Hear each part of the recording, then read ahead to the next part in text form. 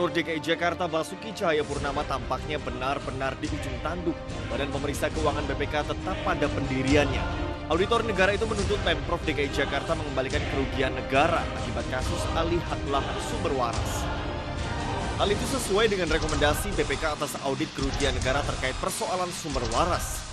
Namun Gubernur DKI Jakarta Basuki Cahayapurnama alias Ahok bersikeras menolak.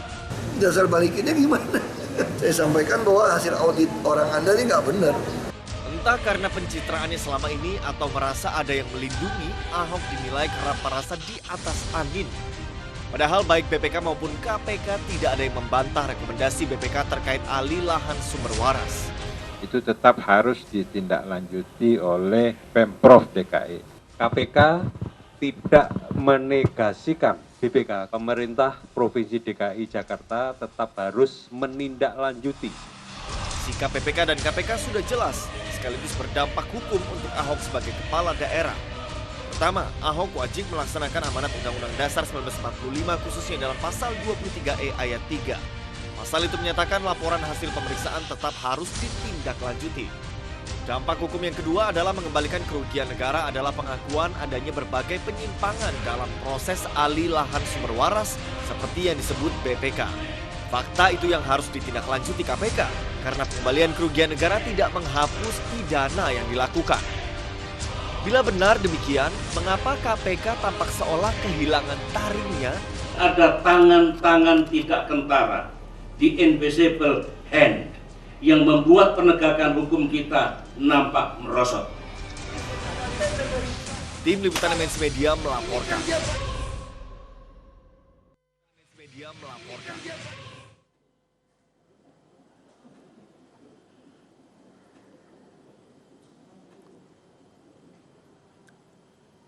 Selamat malam, kita jumpa lagi di Polemik, program bincang-bincang yang membahas sebuah persoalan secara komprehensif dengan menghadirkan narasumber yang eksklusif. Saya Latif Sregar akan menjadi teman Anda berpolemik selama 90 menit ke depan. 5 hari lagi, Lebaran akan tiba, teori bahwa Jakarta menjadi magnet bagi pendatang akan mentah. Karena kota Jakarta akan ditinggalkan oleh para penghuninya.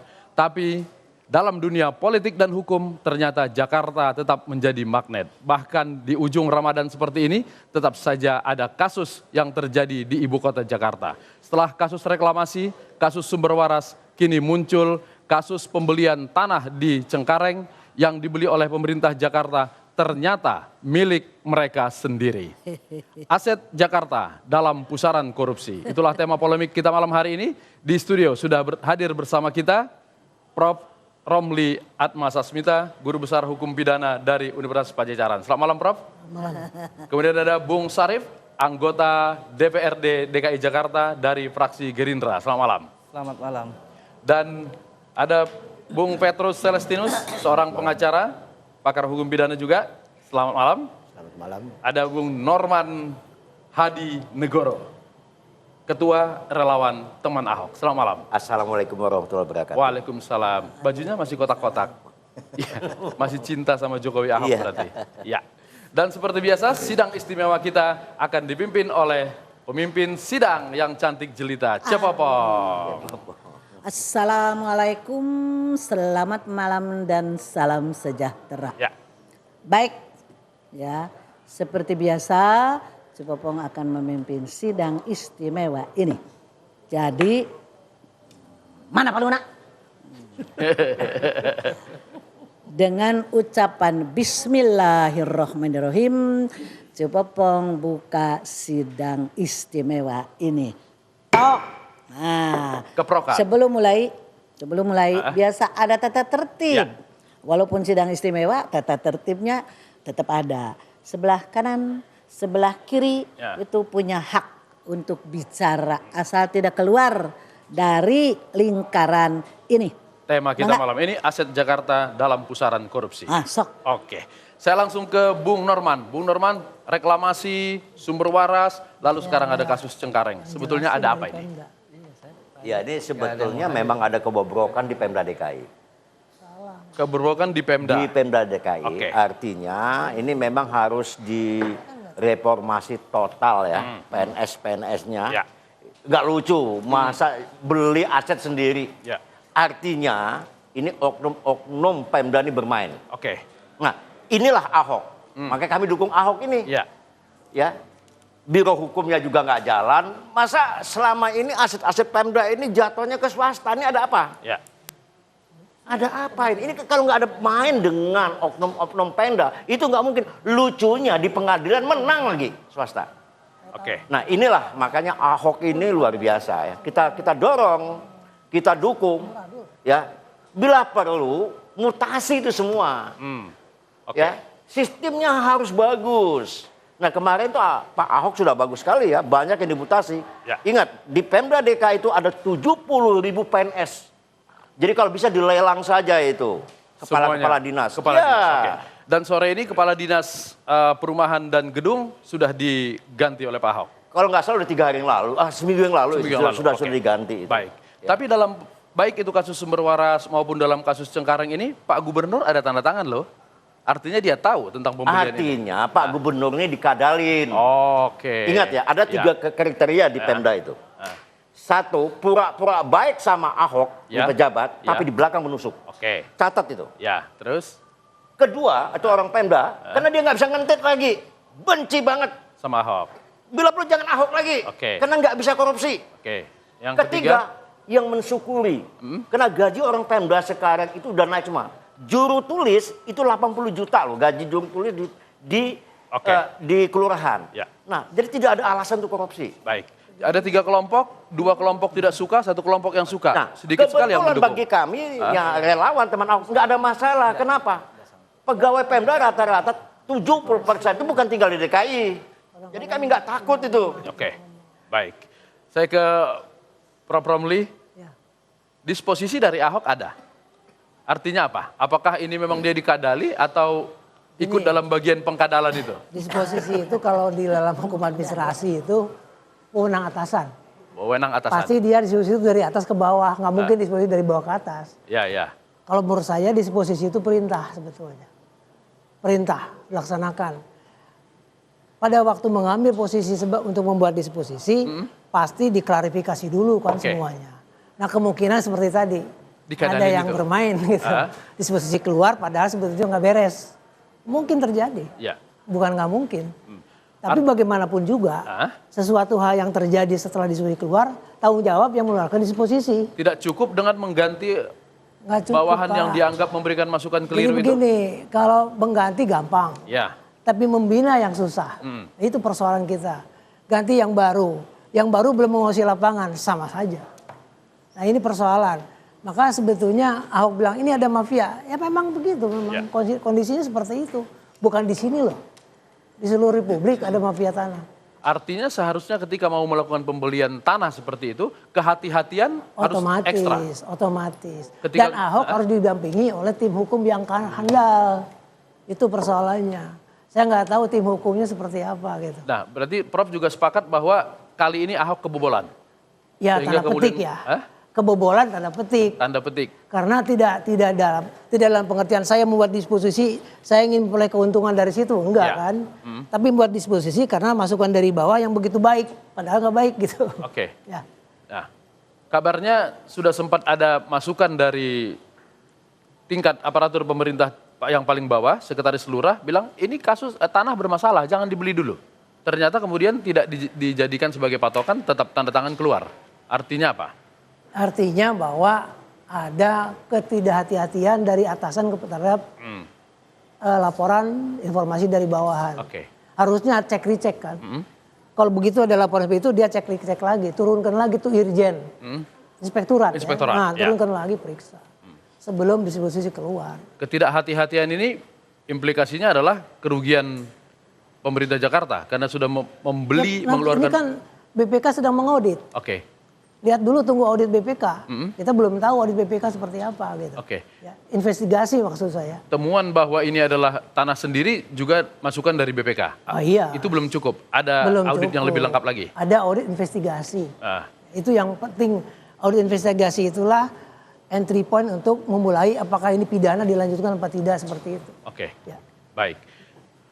Bung Petrus, sudah diganti kepala dinasnya. itu sudah merupakan jawaban dari kekisruhan ini? Hukumnya gimana? Saya kira belum ya, karena persoalan pokok itu sebetulnya warisan dengan sistem kerja yang korup sudah berlangsung puluhan tahun. Ya. Jadi apa yang dihadapi oleh pemerintah daerah saat ini sebetulnya mencuci piring kotor. Kayaknya maaf. Kita kalau lihat sengketa-sengketa tanah di Jakarta ini, Ya. saya berani katakan bahwa korupsi di Pemda DKI ini dibungkus dengan putusan pengadilan. Jual beli yang direkayasa, Oke. kemudian dibawa ke sengketa. Pada saat sengketa itulah pemerintah daerah sebetulnya tinggal menunggu hari kapan dia kalah. Kita lihat contoh kasus Gedung Wali Kota Jakarta Barat. Ya. Sudah puluhan tahun Pemda DKI sebagai pemegang hak, ada sertifikatnya. Ya. Tapi begitu dibawa ke sengketa, pemerintah daerah kehilangan tanah ribuan meter dengan gedungnya sekaligus, bahkan harus membayar kepada pihak swasta yang memenangkan. Oke. Kemudian contoh lain, kasus tanah PT Portanigra dengan Pemda DKI di Meruya Selatan. Ya. Pemda DKI akhirnya harus berjuang melalui proses hukum, memenangkan melalui putusan Mahkamah Agung. Tetapi yang aneh, Mahkamah Agung mengeluarkan ada dua putusan. Yang satu mengakui tanah ini sebagai milik Pemda, sementara pada putusan yang lain, Mahkamah Agung mengakui ini milik PT Portanigra. Oke. Akhirnya Mahkamah Agung di sini bukannya menciptakan kepastian hukum, tetapi malah ada dualisme putusan yang saling bertentangan. Oke. Inilah yang terjadi di kasus Meruya Selatan. Bahkan sekarang ribuan warga Meruya Selatan pun terancam digusur dari lokasi itu. Hanya karena putusan yang direkayasa melalui pengadilan. Sehingga kita katakan bahwa pengadilan sekarang menjadi tempat untuk menjustifikasi perbuatan korupsi. Baik. Salah satu contoh putusan kasus dalam sengketa lahan warga masyarakat Meruya Selatan dengan Portanigra. Artinya putusan itu apakah karena swastanya yang begitu kuat argumen hukumnya atau memang Pemdanya sendiri bersedia ikut untuk main-main? Kalau kita lihat dari argumen hukum, sebetulnya posisi Pemda ini sangat kuat. Ya. Nah, yang kita pertanyakan kenapa begitu kuat argumen hukum, begitu kuat bukti-bukti, kok bisa kalah? Ya. Apalagi di dalam dua putusan ini ada satu hakim yang ikut memutus di perkara yang antara Pemda DKI dengan Portanigra, Pemda memenangkan. Tapi 1 tahun kemudian ketika Pemda DKI dikalahkan, hakim itu ikut memutus lagi. Nah, ini yang jadi masalah. Sehingga kita berani mengatakan bahwa ini permainan mafia peradilan dan membungkus tindak pidana korupsi ini melalui putusan Mahkamah Agung. Oke, baik. Saya ke Bung Sarip dulu. Bung Sarip, di DPRD untuk urusan aset-aset DKI ini ada ikut-ikutan atau itu urusan eksekutif aja? Ya, saya ingin cerita lebih dalam dulu dasarnya ya. Jadi yang menarik anggaran pembelian lahan Cengkareng ini adalah peraturan gubernur, bukan perda. Itu yang menarik. Tadi Pak Norman sangat memuji Ahok ya. Justru di dalam pergub ini, kalau kita konsisten terhadap pendapat Ahok, awalnya itu dia menginginkan seluruh proses perencanaan melalui e-budgeting. Ya. E-budgeting. Ya. Saya tidak tahu, DPRD belum tahu apakah ini masuk di dalam RKPD atau tidak. Soal sumber waras, perdebatan yang sekarang belum terkuak adalah apakah masuk di dalam RKPD ataukah masuk dalam KUAPPAS. Perdebatan itu belum terungkap sekarang. Nah, saya cerita langsung ke Cengkareng ya. Ya. Mestinya kalau itu masuk dalam KUAPPAS dan RKPD sebelum dilakukan e-budgeting sudah ditaksir dulu harga tanah. Diperiksa dulu. Satu. Menaksir harga. Menaksir harga. Itu Ahok itu di dalam e-budgeting sudah clear, jelas. Harga satuan bla bla bla bla bla sampai dokumen. Jadi satu persoalan yang menarik kali ini adalah ternyata di e-budgeting bobol. Sering kali dibanggakan oleh Ahok dengan e-budgeting kita akan transparansi, akuntabilitas dan sebagainya. Ternyata bobol. Satu ya. Kedua, tentang aset. Sesungguhnya yang Cengkareng ini adalah sebetulnya gunung es. Saya ingin cerita ya. Aset itu kan ada dua macam. Aset bergerak dan aset tidak bergerak. Aset yang tidak bergerak tanah ini sesungguhnya bukan hanya Cengkareng saja. Saya ingin sebut ya. Saya ingin sebut contoh misalnya aset Lokasari di Mangga Besar itu HGB di atas HPL. Sampai sekarang belum terang.